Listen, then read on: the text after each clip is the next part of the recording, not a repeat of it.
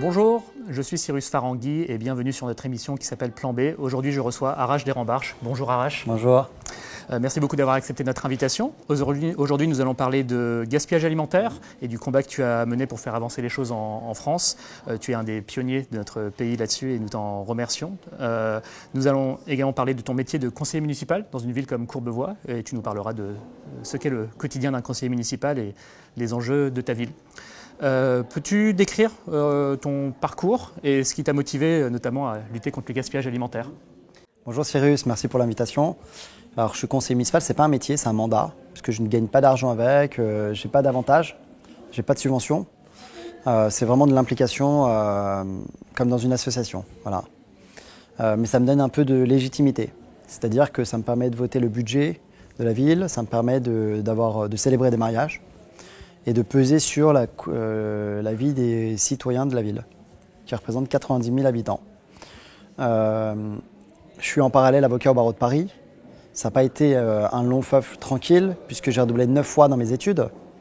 J'ai redoublé ma 5e, j'ai retapé mon bac, j'ai raté mon brevet des collèges, j'ai raté 3 fois le DUG, 2 fois la licence, 2 fois le concours d'avocat, donc j'ai redoublé 9 fois. Je suis considéré d'ailleurs comme le recordman en France du redoublement. Mais, félicitations. Merci pour ce trophée. Et j'ai pas lâché parce que j'avais un objectif. J'avais un objectif, je voulais devenir avocat, donc coûte que coûte, je suis arrivé à mon objectif. J'ai prêté serment au barreau de Paris en février 2018. Et pourquoi j'ai fait ça ? Parce que j'ai toujours voulu m'impliquer pour aider les autres. C'est-à-dire que mes parents avaient quitté l'Iran en 1979. Je suis né ici avec mon frère jumeau à Paris le 25 juillet. Et 6 mois après notre naissance, on est reparti à Téhéran. Pourquoi ? Parce que mes parents pensaient que la révolution était un feu de paille. Donc de fin 79 à fin 83, on a vécu en Iran. Et là, la révolution s'est durcie. Il y a eu la prise d'otage de l'ambassade américaine, il y a eu la loi chiite qui s'est vraiment durcie. Et on a eu la guerre Iran-Irak, 1 million de morts de part et d'autre. Et là, à ce moment-là, c'était un peu compliqué parce qu'il fallait impérativement, pour nous, savoir dans quel objectif nous voulions grandir. Mes parents se sont dit, on préfère grandir en France, donc ils sont déménagés à Paris. Ils ont déménagé à Paris. On est venu ici depuis l'âge de 4 ans. Et je suis malheureusement jamais retourné en Iran. Donc j'ai fait tout mon petit bonhomme de chemin ici. On a pris notre indépendance à l'âge de 18-19 ans, après mon bac. Mon frère a pris son indépendance, il est parti aux États-Unis. Moi, je suis resté ici, j'ai pris mon studio. Et là, j'ai eu beaucoup de galères. C'est-à-dire que je gagnais entre 800 € et 1000 € par mois pendant pas mal d'années. Mon loyer était de 400 €, donc pendant une dizaine d'années, j'ai vécu avec 400 € dans mon studio. Donc c'est ce qui m'a aussi durci intellectuellement, psychologiquement, et qui m'a amené vers la lutte contre le gaspillage alimentaire. C'est-à-dire que comme je n'avais pas beaucoup de sous, j'avais la rage de voir toute cette nourriture jetée dans les poubelles. Et moi, je me suis dit, voilà, c'est injuste. Et je voyais beaucoup de gens souffrir de la faim, beaucoup de gens avoir des difficultés. Et donc je me suis dit, voilà, je vais essayer de faire quelque chose qui soit positif. Voilà. Peux-tu nous donner les quelques grands chiffres pour nous rendre compte de l'ampleur de l'enjeu du gaspillage alimentaire en France aujourd'hui ? Alors, on a une chaîne alimentaire qui est de 4 points. Production, transformation, distribution et consommation. Le gaspillage alimentaire, c'est d'abord et avant tout un chiffre qui est scandaleux. C'est-à-dire qu'une nourriture sur 3 dans le monde est jetée dans une poubelle. Une nourriture sur 3. En France, ça représente plus de 10 millions de tonnes de nourriture. Après, ça se répartit dans plusieurs domaines. On a les ménages, on a la grande distribution, on a les écoles, les prisons, les administrations, la cantine scolaire, la restauration collective. Bon. Donc ça se répartit, mais pour pouvoir rapidement apporter une réponse à cette situation, il fallait taper dans, on va dire, le panier de crabe. Le panier de crabe, c'était la distribution. Pourquoi ? Parce que la grande distribution possède 80% du monopole de la distribution. Les supermarchés possèdent 80%. Ils ont le monopole sur la distribution.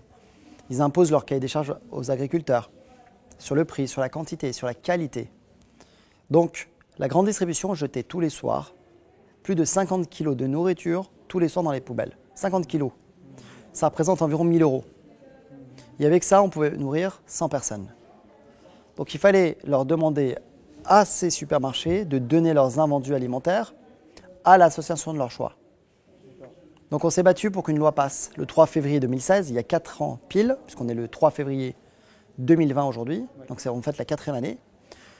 Et on a voulu faire en sorte qu'il n'y ait pas de couteau sous la gorge de la grande distribution, mais qu'elle puisse jouer le jeu avec une contrainte. Concrètement, que dit la loi?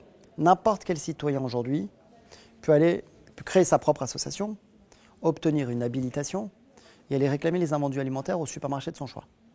Si le supermarché refuse, en février 2016, la plainte a mené à 3 750 € d'amende. Cette amende de 3 750 € aujourd'hui, elle est montée à 10 000 €. Donc si un supermarché ne donne pas et préfère jeter, c'est 10 000 € aujourd'hui. Et cette loi a permis la distribution de plus de 10 millions de repas par an, chaque année aux associations et aux démunis, et c'est une augmentation de 22% du don alimentaire. Donc c'est une vraie réussite. Et il faut la décliner partout en Europe et dans le monde maintenant. Bravo pour ce que tu as fait. Je remonte un petit peu, donc il y a 5 ans, tu as surgi vraiment de nulle part. On ne voyait plus que toi sur les plateaux télé pour porter ce message-là et avec les résultats que tu viens de citer. Qu'est-ce qui a déclenché, on va dire, tout à coup, cette visibilité et que peuvent en apprendre éventuellement ceux qui nous regardent et qui pourraient s'inspirer de ton parcours pour comment se lancer véritablement dans une cause comme ça? Faire un buzz, c'est donner à tout le monde. Aujourd'hui, avec les réseaux sociaux, je dis toujours qu'un réseau social, c'est comme le sabre de Darth Vader ou de Luke Skywalker. On peut positiver son énergie comme la rendre négative. C'est-à-dire qu'un sabre peut être du côté de la force obscure ou de la force positive. Nous avons voulu faire un buzz pour aider les gens qui ont faim. Parce qu'aujourd'hui, on considérait que des gens qui dorment dans la rue ou la classe moyenne, une maman qui vit avec ses 3 enfants, un étudiant, une personne à la retraite n'avait pas à ne manger que 2 ou un seul repas par jour. Ça, c'était pour nous insupportable. Et la pauvreté, ce n'est pas quelque chose qui est flou. Ce sont des réalités, il y a des êtres humains derrière toutes ces notions. Donc, pour faire le buzz, il faut des images, il faut des vidéos. On a montré d'abord les problèmes. On a montré les problèmes. On y a apporté ensuite des solutions. C'est-à-dire que rapidement, sur les réseaux sociaux, vous avez la communauté qui s'étonne, s'exaspère, en tout cas qui se mobilise et qui dit voilà, nous n'acceptons pas une telle situation, il faut apporter des solutions rapides. Vous avez dans ces personnalités des célébrités qui du coup disent voilà, nous aussi on veut participer à ça. Et pourquoi en réalité tout ça marche? Parce que tout ça est véhiculé par une notion qui est très récente, c'est ce qu'on appelle l'émotion. L'émotion, elle peut être positive ou elle peut être négative. Vous avez ce qu'on appelle un essaim d'abeilles. C'est pas péjoratif, mais c'est de là que ça vient le buzz. Buzz, ça vient de l'abeille, essaim d'abeilles. Le buzz vient, ou en tout cas ce regroupement vient, parce qu'on a une réactivité émotive très rapide. Vous voyez quelque chose de drôle, vous rigolez. Vous voyez quelque chose de triste, vous pleurez, ou en tout cas ça vous glace le dos. Vous voyez quelque chose qui vous choque, vous le faites savoir. C'est exactement ça la pauvreté. C'est quelque chose qui est choquante. Donc dans ce cas, vous vous révoltez. Et donc il nous a fallu apporter des solutions, faire des maraudes, apporter cette nourriture qui était censée être jetée dans les poubelles, javelisée, pour que les gens puissent se dire, nous, on veut faire la même chose. Et au final, on a cristallisé l'opinion pour en faire une loi, tout simplement. D'accord, très bien, bravo. Le combat est loin d'être terminé. Récemment, tu as réalisé bénévolement une mission de définition d'un plan anti-gaspillage pour Valérie Pécresse et la région Île-de-France. Quels sont les enseignements de cette étude et qu'est-ce qui, que ce soit en Île-de-France ou plus généralement en France, qu'est-ce qui reste à faire pour mettre définitivement fin au gaspillage alimentaire? Alors Valérie Pécresse m'avait missionné pour la région Île-de-France, sauf que comme elle n'a pas montré plus d'importance que ça, elle était là juste quand il y avait le buzz. Donc du coup, pour moi, ça n'a pas fait chou blanc puisque je travaille maintenant dorénavant avec Xavier Bertrand pour la région Hauts-de-France. Et ça a plus de sens pour moi puisque cette région est beaucoup plus dévastée sur le plan économique et social. Donc c'est plus aujourd'hui avec Xavier Bertrand que je travaille. On a accentué ce projet sur le gaspillage alimentaire, notamment sur 3 points dans les écoles. on a demandé dans un premier temps à ce que chaque école puisse s'équiper d'un produit, d'un outil en tout cas électronique. C'est-à-dire qu'avec une application, on puisse savoir à heure réelle à quel moment ou quand les élèves seront présents ou absents. Donc du coup, on sait, on va dire H-24, si un élève sera là ou pas. Le deuxième point, c'est sur le doggy bag. On va instaurer des doggy bags. On va proposer des doggy bags à tous les jeunes qui, pour les desserts, notamment pour les produits qui sont secs, pas frais mais secs, pourront les emmener avec eux. C'est-à-dire pour le goûter, notamment de 15h, 16h. Et puis le troisième point très important, on va faire en sorte qu'il y ait un partenariat avec toutes les écoles, avec une association.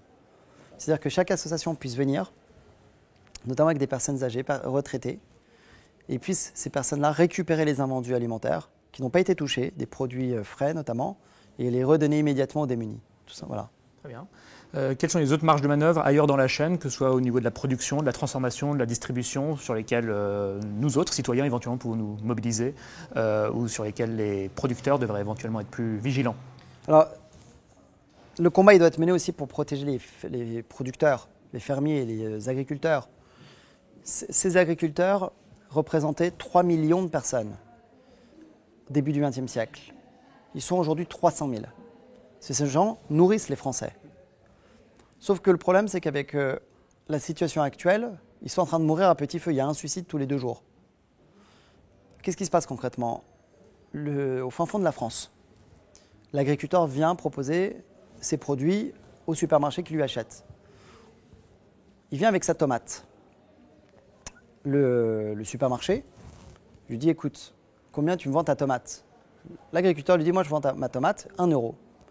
Mais comme le supermarché est en position de force, 80% de la distribution lui appartiennent, donc du coup c'est un monopole, il lui dit, écoute, c'est moi qui impose le prix là. Donc je ne vais pas te les acheter à 1 euro, je te les jette à 50 cents, donc à moitié prix.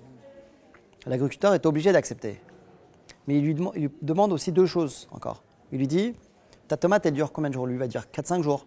Il va dire, moi je veux que ta tomate elle dure 9 jours.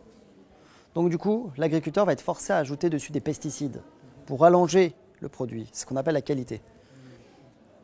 Ces pesticides provoquent des maladies cardiovasculaires, le diabète, l'obésité, la stérilité, le cancer. C'est un vrai problème. Troisième point, le supermarché va exiger un nombre de quantités au-delà de la norme, au-delà du raisonnable. C'est-à-dire qu'il va lui dire, écoute, moi j'en veux 2000 des tomates. Bon. Donc là, on voit clairement que le supermarché a un monopole sur les 3 points, prix, qualité, quantité. Il achète la tomate à 50 cents. Dans ses bacs, il va doubler les prix. Il va doubler les prix de 50 cents, il va les mettre à 1 euro. Et pendant longtemps, avant d'ailleurs la mise en place de cette loi, du 3 février 2016, il vendait, on suppose, 700 tomates. Il lui reste 300 tomates. Eh bien, les tomates étaient jetées à la poubelle, javellisées, et tenez-vous bien, il récupérait l'argent, non pas la TVA, il la récupérait non pas sur le prix d'achat à 50 cents, mais au prix de vente à 1 euro. Donc il gagnait de l'argent en jetant de la nourriture. Voilà. Et nous, ce système, on l'a fait casser. Pourquoi? Parce qu'en jetant la nourriture, maintenant dorénavant, il y a une amende. Donc du coup, ce système est cassé.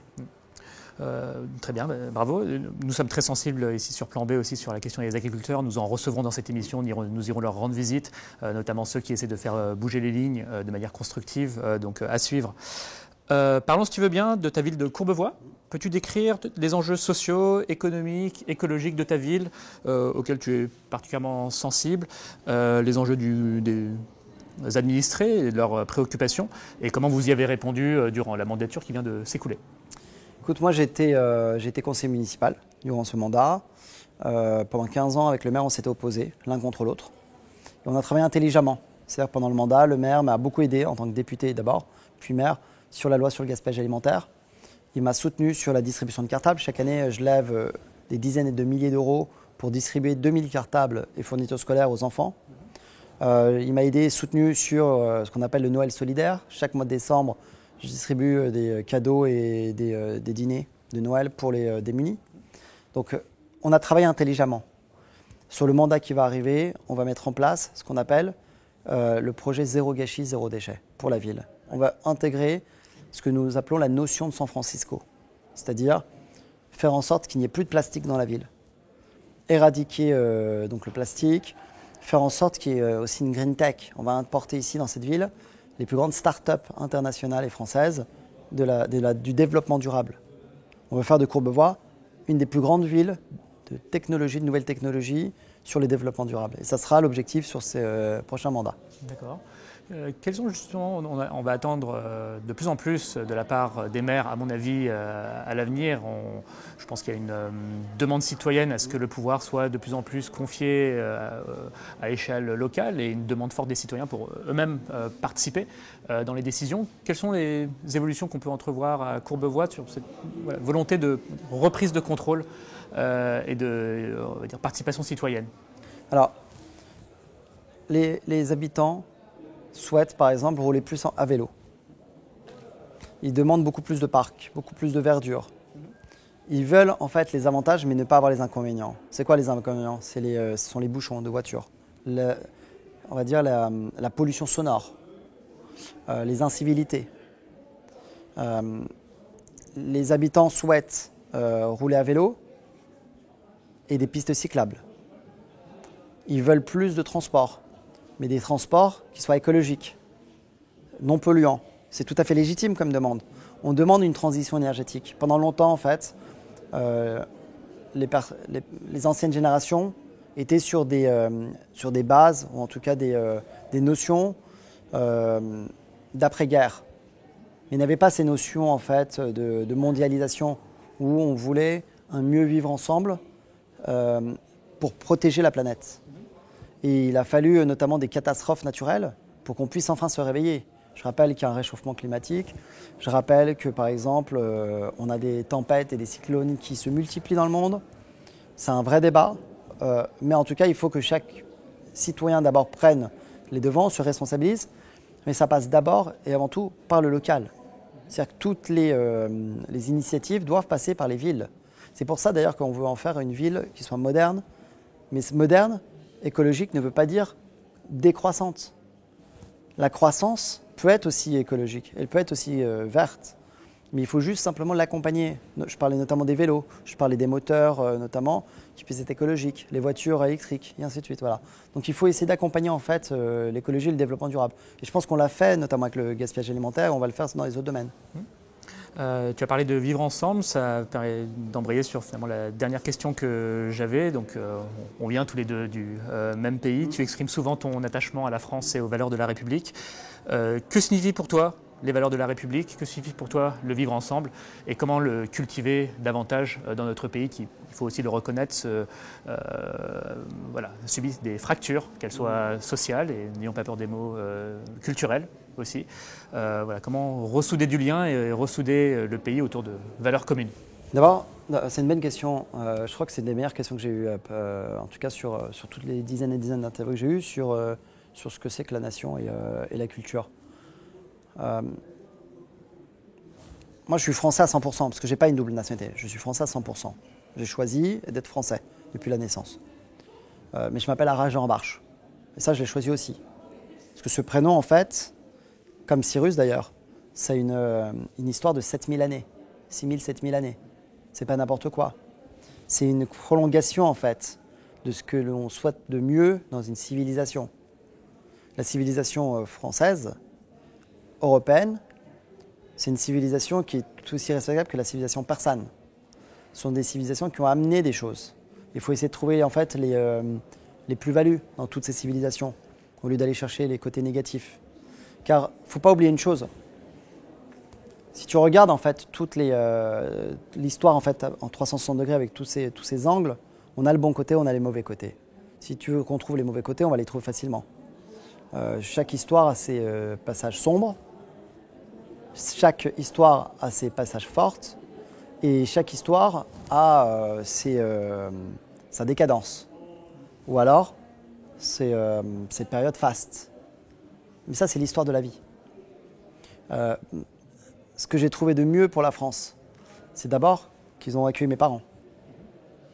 C'est que mes parents, quand ils ont dû quitter en fait une dictature, ils ont eu le choix à venir dans 200 pays, ils sont venus en France. Pourquoi? Parce qu'ils ont considéré une chose très importante.